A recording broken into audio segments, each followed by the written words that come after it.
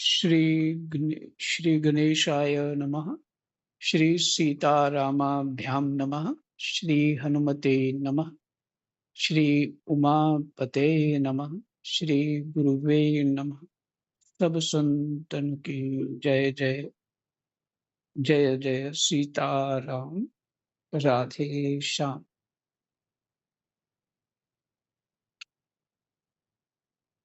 भगवत कृपा से नवम स्कंध का 21वां जो है अध्याय भी पूरा हो गया। अधिकतर यहाँ पे अ, वंशों का वर्णन चल रहा है। दशम स्कंद में फिर आगे भगवान की लीलाएं शुरू होंगी और दशम स्कंद में मुश्किल से अभी 5-7 पेज ही रह गए होंगे, होने ही वाला है। ये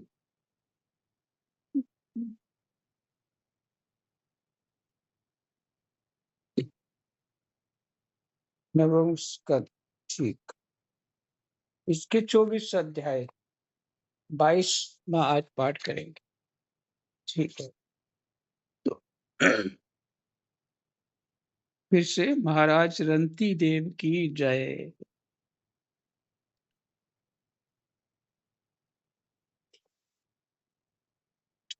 नवम स्कंद 22वां अध्याय और प्रसंग है पांचाल, कौरव और मगध देशीय राजाओं के वंश का वर्णन।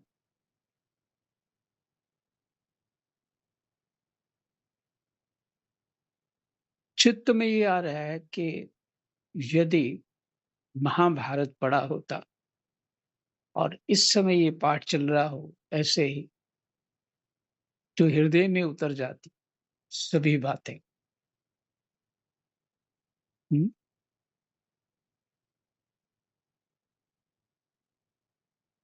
ये भागवत जी के मर्म को समझने के लिए गीता जी का अध्ययन करना चाहिए, उपनिषदों का अध्ययन करना चाहिए। हम्म?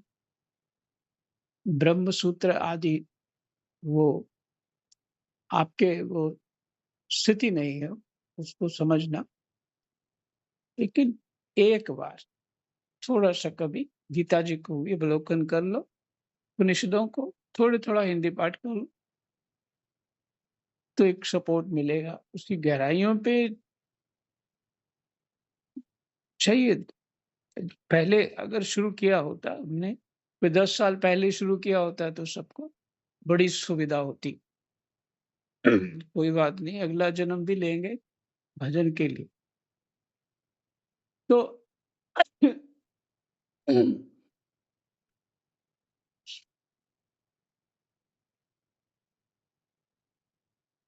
रंती देव जी का अद्भुत प्रसंग है, उनकी कामना अद्भुत है।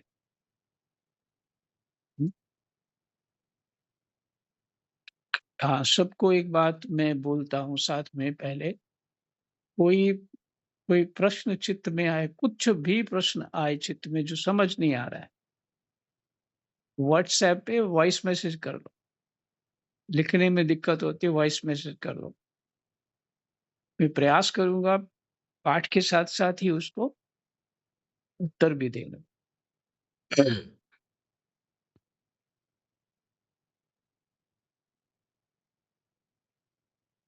तो प्रसंग है पांचाल, कौरव और मगध देशीय राजाओं के वंश का वर्णन।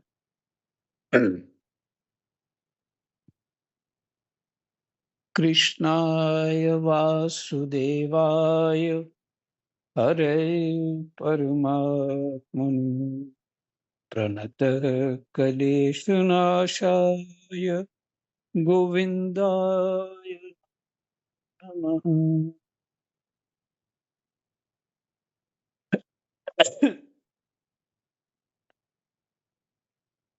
श्री सुखदेव जी कहते हैं, ये चित्त में रखिए थोड़ा। सुखदेव जी बैठे उपदेश कर रहे हैं और महाराज परीक्षित सुन रहे हैं और बहुत सारे महात्मा, ऋषि और सारे राजा लोग सब बैठे हैं वहाँ पे गंगा किनारे। एक चित्तमय सा अपना मनोकल्पित एक दृश्य बनाइए और सुनिए। श्री सुखदेव जी कहते हैं, परीक्षित, दिवोदास का पुत्र था मैत्रेयु। मैत्रेयु के 4 पुत्र हुए, च्यवन, सुदास, सहदेव और सोमक। सोमक के 100 पुत्र थे। उनमें सबसे बड़ा जंतु, जो कोई के राजा का नाम है जंतु, और सबसे छोटा पृषत था। पृषत के पुत्र द्रुपद थे। द्रुपद के द्रौपदी नाम की पुत्री। सबकी वंशावली वर्णन है। 100 पुत्र थे। किसके? सोमक के 100 पुत्र थे। उनमें से सबसे बड़ा जो था सोमक का पुत्र, वो था जंतु। और सबसे जंतु और सबसे छोटा पृषत था। बड़ा था जंतु और सबसे छोटे का नाम पृषत था। पृषत के पुत्र थे द्रुपद। थोड़ा सा और क्लियर हो जाए, परीक्षित दिवोदास का पुत्र था। ऊपर सबका याद तो सबको रहता नहीं है, फिर भी पढ़ लेना चाहिए, संस्कार बनता है चित्त में। दिवोदास का पुत्र था मित्रेयु। मित्रेयु के 4 पुत्र हुए, च्यवन, सुदास, सहदेव और सोमक। सोमक के 100 पुत्र थे। उनमें से सबसे बड़ा जंतु और सबसे छोटा पृषत था।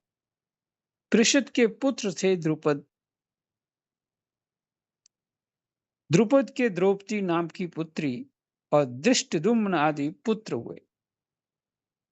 ये जो पांडवों की पत्नी है द्रौपदी, ये अग्निकुंड से उत्पन्न हुए थे, दोनों भाई बहन। धृष्टद्युम्न का पुत्र था धृष्टकेतु। भमर्याश्व के वंश में उत्पन्न हुए ये नरपति पांचाल कहलाए। इनको कहते हैं पांचाल। 5 नदियां यहाँ बैठती, जिसे अभी पंजाब कहते हैं। अजमेर का दूसरा पुत्र था ऋक्ष। उनके पुत्र हुए संवरण। संवरण का विवाह सूर्य की कन्या तप्ती से हुआ। उन्हीं के गर्भ से कुरुक्षेत्र के स्वामी कुरु का जन्म हुआ।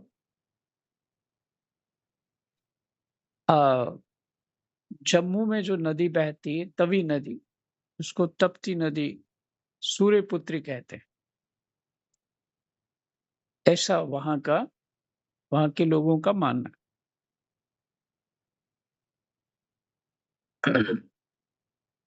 और यथार्थ क्या है मुझे नहीं पता है इस बारे में।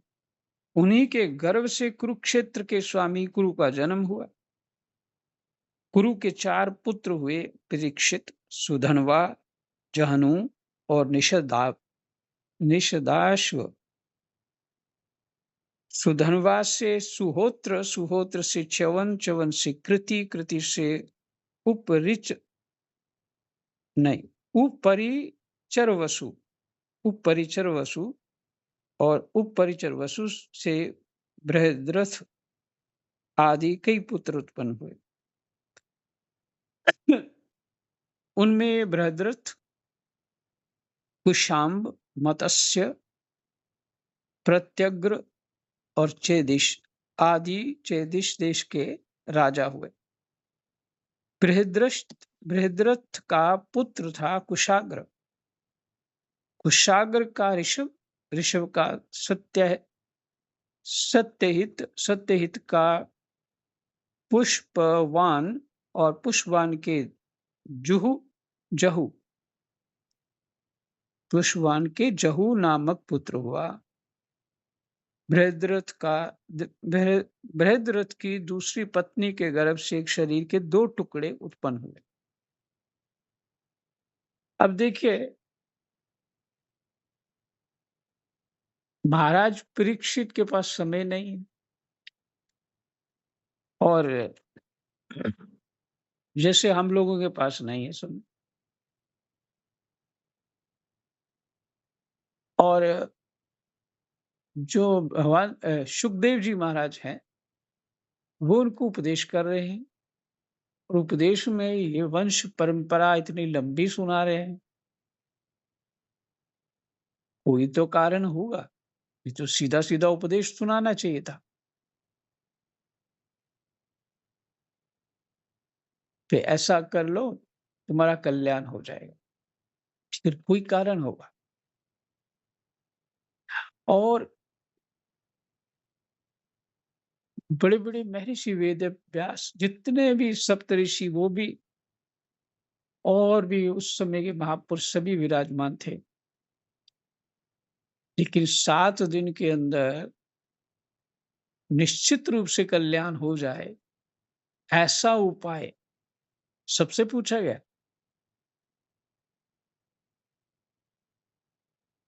लेकिन सबका उपाय लंबा था, तत्काल किसी का नहीं था। सुखदेव आए, जो आसन था उसपे आके बैठ गए। सिर्फ इतना कहा, परीक्षित, जैसे उन्होंने उनका सत्कार किया, चरण पखारे, फूल माला पहनाई और वो नंग-धड़ंग तो थे ही, कीचड़-विचड़ से भरे हुए थे। लोग पत्थर मार रहे थे उनको।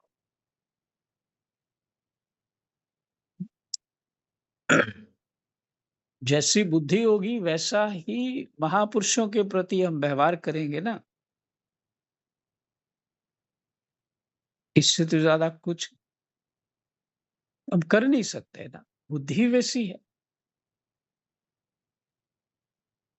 हमने ही सर्टिफ़िकेट देना है कि तुम अच्छे हो कि बुरे हो,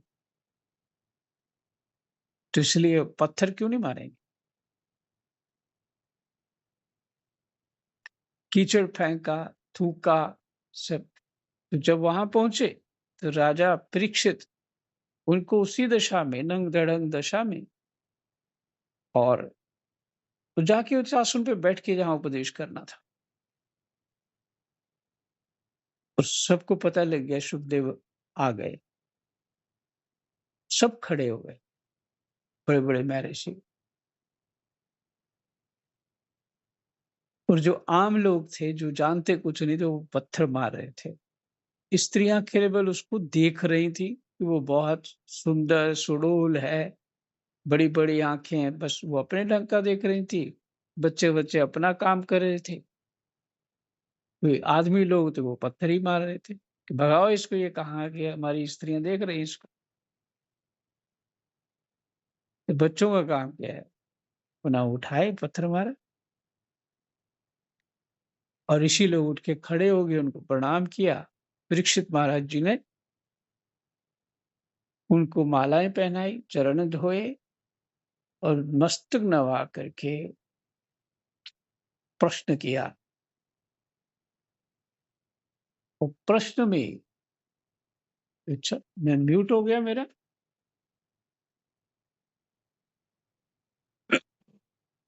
तो क्या कह रहा था?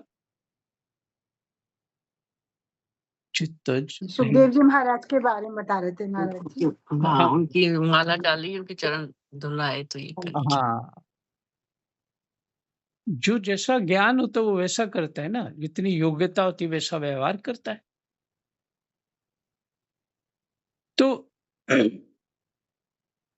उनके चरणों को पखारा और उसके बाद प्रणाम किया, श्रद्धापूर्वक, विशेष श्रद्धापूर्वक उससे प्रश्न किया कि 7 दिन बचे हैं, मेरे लिए कुछ उपदेश करिए।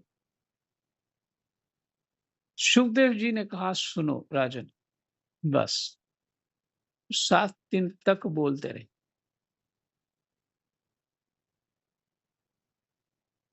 और पूछते हैं, 7वें दिन पूछते हैं, तुम्हें भय तो नहीं? कहते नहीं। जो समझ आना था वो आ गया समझ।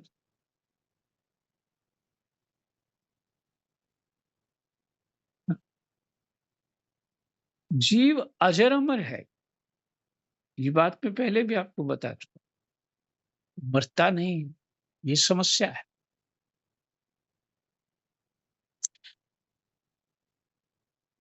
साधना जो करते हैं वो अमरता का त्याग करते हैं। इस अमरता, जन्म मरण वाली जो अमरता बनी हुई है उसको त्याग करते हैं। कोई नहीं यहाँ, कोई कहीं नहीं जाता है, यही जन्म लेते हैं। जितनी मोह ममता अहंता ममता में रहोगे उतने जन्म लेते रहोगे, लेते रहोगे, लेते रहोगे। आशाएं बना लो इस जन्म में ज्यादा, फिर जन्म आ जाए। कर्म बना लो, स्वाद ले लो दुनिया के सब तरह के, फिर जन्म मिल जाएगा। साधना में संसार को सब सुख भूलना होता है, किसी की भी चिंता नहीं करनी। कोई भी हो, परमात्मा रक्षक है, माता पिता कोई रक्षक नहीं है। झूठ बात है, वो सेवा करते हैं, जा कराई है तो इसलिए कर रहे हैं, या फिर जिनकी कर रहे हो वो करेंगे। ये तो प्रारब्ध बन के सामने खड़े हो जाते सभी चीज। जिस भाव से लिया उस भाव से दोगे। तो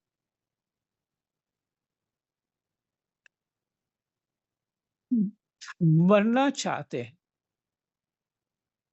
कौन? जिसको समझ में आता है इस अमरता जीवत्व भाव से त्याग करना, ये मरना है। तो क्या होगा, कैसे होगा? और यही कथा सुनाते सुनाते भगवान सुखदेव जी ने परीक्षित को पूछा, 7वें दिन, तुम्हें किसी तरह की कोई भय इत्यादि कुछ है? क्योंकि महाराज मैं तो पूर्ण रूप से अपने को जान चुका और मैं अपने स्वरूप में स्थापित हो गया हूं। पाठ आगे आएगा। अब क्या मोक्ष, क्या मुक्ति, क्या भगवान का दर्शन, सब कुछ हो गया। तो वही जानता है जो गंभीरता से जिसने सुना, और जिसने गंभीरता से नहीं सुना, जितना सुना उतना ही लाभ होगा।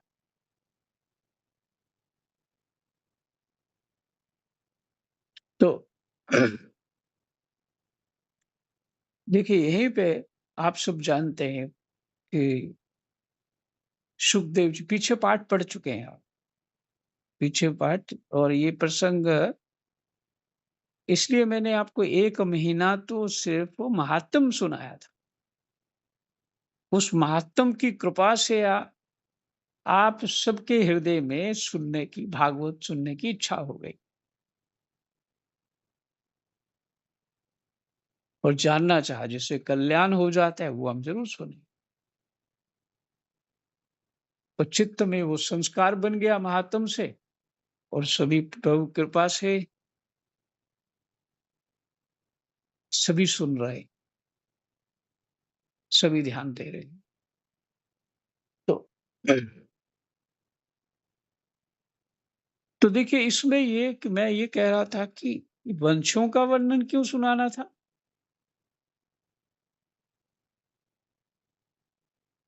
हमारी बुद्धि के अंदर कैसे कैसे रोग है ना, छोटी छोटी गांठें, छोटी छोटी चिंताएं अदृश्य हैं, कई जन्मों के संस्कार हैं।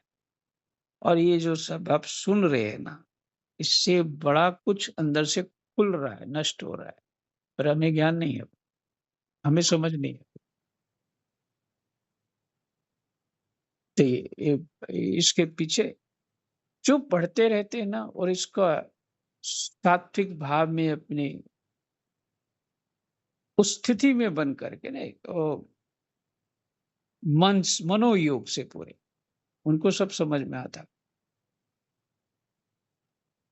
इसका विज्ञान समझ में आता है क्या है। तो इसलिए भले आपको याद ना हो कोई बात नहीं, पर ध्यानपूर्वक सुनिए उन शब्दों को, ये मंत्र हैं सभी। हुँ। तो हम पूछे पौ कहाँ पहुँचे थे? हाँ, मेरे ख्याल है हम तो ज़्यादा दूर नहीं गए। बृहदश्व आदि कई पुत्र श्लोक उत्पन्न। पे थे महाराज जी, तीसरे हाँ, श्लोक पे थे। तीसरे श्लोक में, ठीक है, हाँ जी। चलो। संवरण संवरण का विवाह सूर्य की कन्या तप्ती से हुआ, ठीक है, हाँ सही, तीसरे श्लोक पे थे। उन्हीं के गर्भ से कुरुक्षेत्र के स्वामी कुरु का जन्म। कुरु के 4 पुत्र हुए, परीक्षित, सुधन्वा, जहनु और निषदाश्व। सुधन्वा से सुहोत्र, सुहोत्र से च्यवन, च्यवन से कृति, कृति से उपर हाँ, उपरि उपरिचरवसु, उपरिचरवसु बृहद्रथ आदि कई पुत्र उत्पन्न हुए।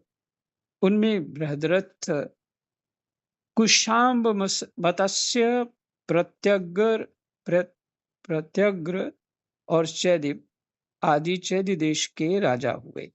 बृहद्रथ का पुत्र था कुशाग्र।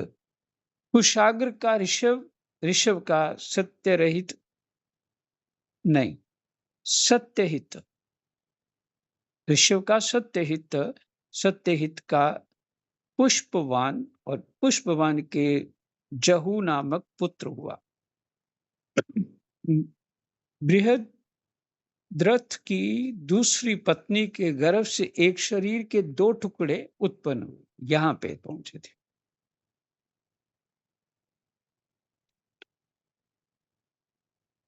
उन्हें माता ने बाहर फेंकवा दिया। तब जरा नाम की राक्षसी ने जियो जियो इस प्रकार कहकर खेल खेल में उन दोनों टुकड़ों को जोड़ दिया। उसी जोड़े हुए बालक का नाम हुआ जरासंध। जरासंध का सहदेव, सहदेव का सोमापी, सोमापी का पुत्र हुआ श्रुतश्रवा। कुरु के ज्येष्ठ पुत्र परीक्षित के कोई संतान ना हुई। जहनु का पुत्र था सुरथ, सुरथ का विदुरथ, विदुरथ का सार्वभौम, सार्वभौम का जयसेन, जयसेन का राधिक और राधिक का पुत्र हुआ अच्युत। अच्युत का क्रोधन, क्रोधन का देवातिथि, देवातिथि का ऋष्य, ऋष्य का दिलीप और दिलीप का पुत्र प्रतीप हुआ। प्रतीप के 3 पुत्र थे, देवापी, शंतनु और बहाली। देवापी अपना पैतृक राज्य छोड़कर वन में चला गया, इसलिए उसके छोटे भाई शंतनु राजा हुए। पूर्व जन्म में शंतनु का नाम महाविष था।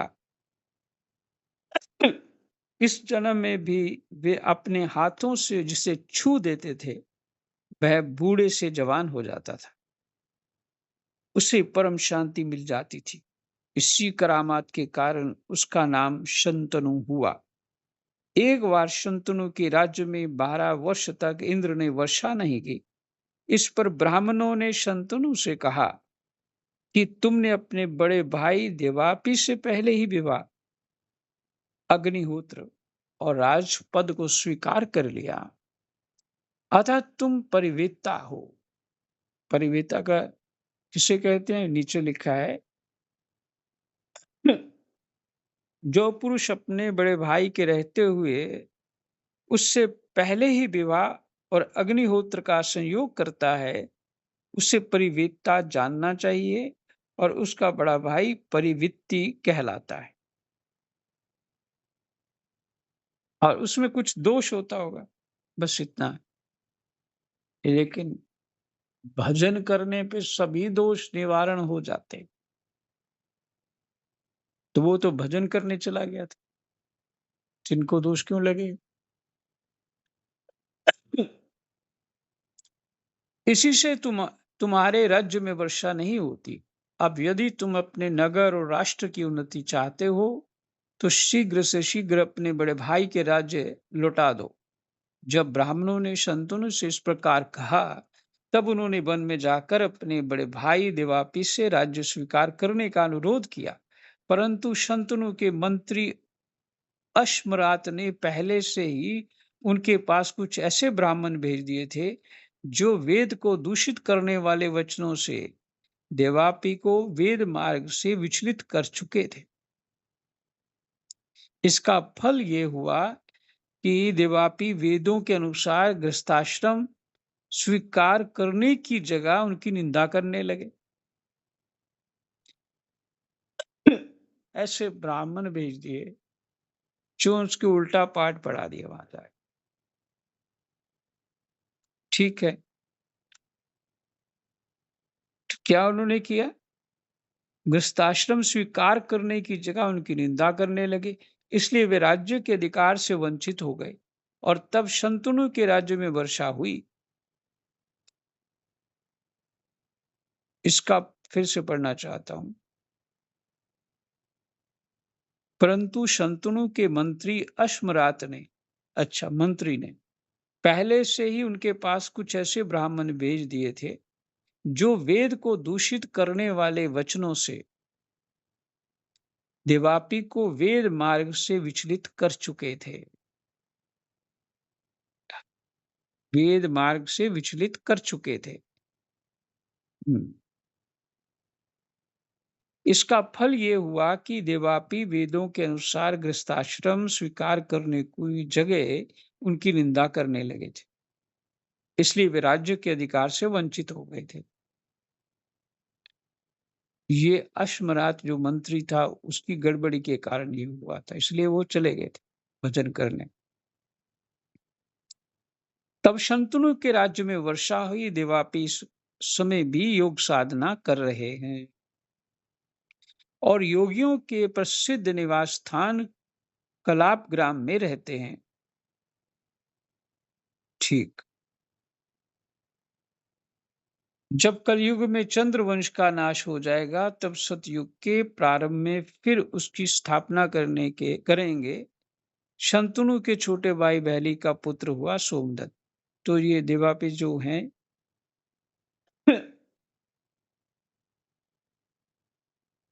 ये भजन कर रहे थे, पर इसको अभी भी मुझे जो उन्होंने बोला है उसका भावार्थ क्या निकाला है, किस तरह से, मुझे समझ नहीं आया। मैं फिर बाद में इसको देखूंगा। लेकिन पूरा पाठ तो, सही बात तो पूरा प्रसंग सुनने से महाभारत में ही मिलेगा, फिर भी बार बार पढ़ने से समझ में आ जाता।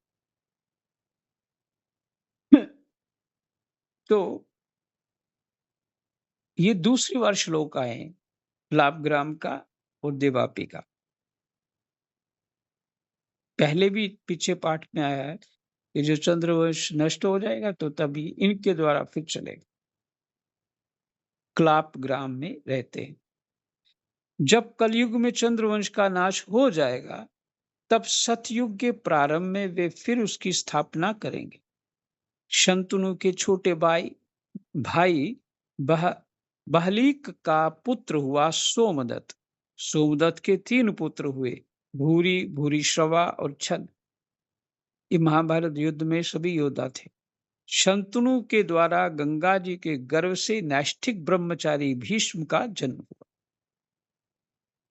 शंतनु कितने प्रभावशाली थे कि गंगा जी का किसी कारणवश उनसे साथ विवाह हुआ, जो गंगा जी किसी कारण से श्रापित हुई थी, इसलिए शंतनु के साथ उनका विवाह हुआ। ब्रह्मचारी भीष्म का जन्म हुआ। वे समस्त धर्मज्ञों के सिरमौर, भगवान के परम प्रेमी, भक्त और परम ज्ञानी थे। वो भीष्म का गंगा जी कल्याण करना चाहती थी। भीष्म रह गए थे, बाकी 7 पुत्रों का कर दिया था। गंगा जी अपने बच्चे को लेके वो उस गंगा में जाके डाल देती थी। शंतनु हर बार यही देखते। फिर आखिर उन्होंने पूछा तो फिर उन्होंने कहा कि आपने मुझे कहा था कि मैं कुछ पूछूंगे नहीं संतान के बारे में, इसलिए आप वचन टूट गया आपका, अब मैं जा रही हूं। तो भीष्म रह गए थे। ये महाभारत का प्रसंग है। भीष्म जो है ये 8 वसु थे जिनको श्रापित थे, गंगा जी कल्याण करने आई थी। वे समस्त धर्मज्ञों के सिरमौर, भगवान के परम प्रेमी भक्त और परम ज्ञानी थे भीष्म जी। वे संसार के समस्त वीरों के अग्रगण्य नेता थे। औरों की तो बात ही क्या, उन्होंने अपने गुरु भगवान परशुराम को भी युद्ध में संतुष्ट कर दिया था। शंतनु के द्वारा दाशराज की कन्या के गर्भ से 2 पुत्र हुए, चित्रांगद और विचित्रवीर्य। चित्रांगद को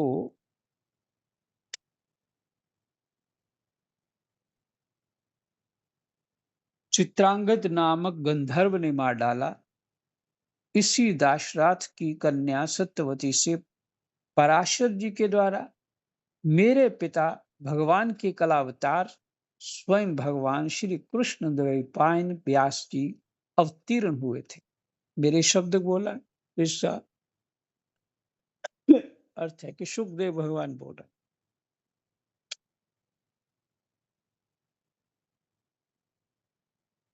कहाँ कैसे प्रकट हुए?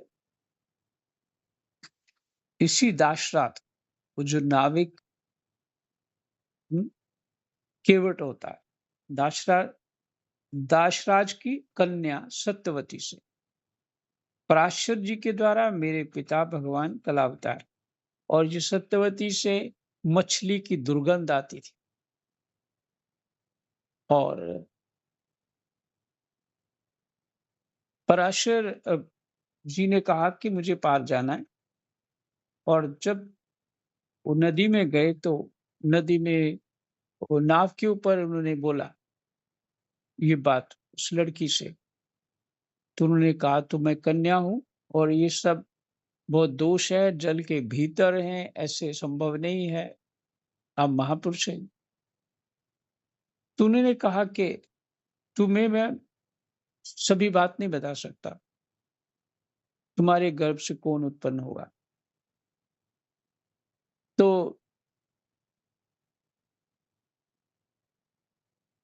इसका पराशर जी ने ही व्यवस्था की ना, और फिर वो उसका जो जो कुंवारापन भंग नहीं हुआ। एक बात ये है। दूसरी बात ये है कि उसके शरीर से सुगंध आने लग गई और वो सब देख के सुंदरता बढ़ गई उसकी। और शांतनु जो है इसलिए सत्यवती को बहुत चाहने लग गए। गंगा के जाने के बाद जिसका विवाह भीष्म के साथ होना था, वो शांतनु, राजा शांतनु के साथ हुआ। और वो कौन थी? वो ही केवट दाशरात की पुत्री।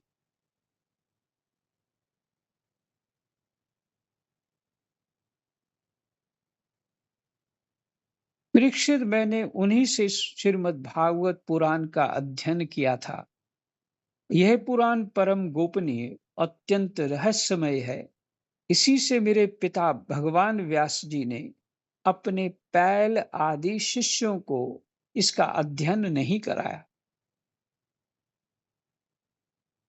मुझे ही इसके योग्य अधिकारी समझा। बड़े बड़े तपस्वी थे पैल आदि शिष्य। एक तो मैं उनका पुत्र था और दूसरे शांति आदि गुण भी मुझ में विशेष रूप से थे। शंतनु के दूसरे पुत्र विचित्रवीर ने काशीराज की कन्या अंबिका और अंबालिका से विवाह किया। इन दोनों को भीष्म जी स्वयंवर से बलपूर्वक ले आए थे। विचित्रवीर अपनी दोनों पत्नियों में इतना आसक्त हो गया कि उसे राज्य क्षमा रोग हो गया और उसकी मृत्यु हो गई। माता सत्यवती के कहने से भगवान व्यास जी ने अपने संतानहीन भाई की स्त्रियों से धृतराष्ट्र और पांडु 2 पुत्र उत्पन्न किए। उनकी दासी से तीसरे पुत्र विदुर जी हुए। जय जय सीताराम, राधे श्याम। यही विश्राम। कृष्णाय वासुदेवाय हरये परमात्मने प्रणतः क्लेशनाशाय गोविन्दाय नमो नमः।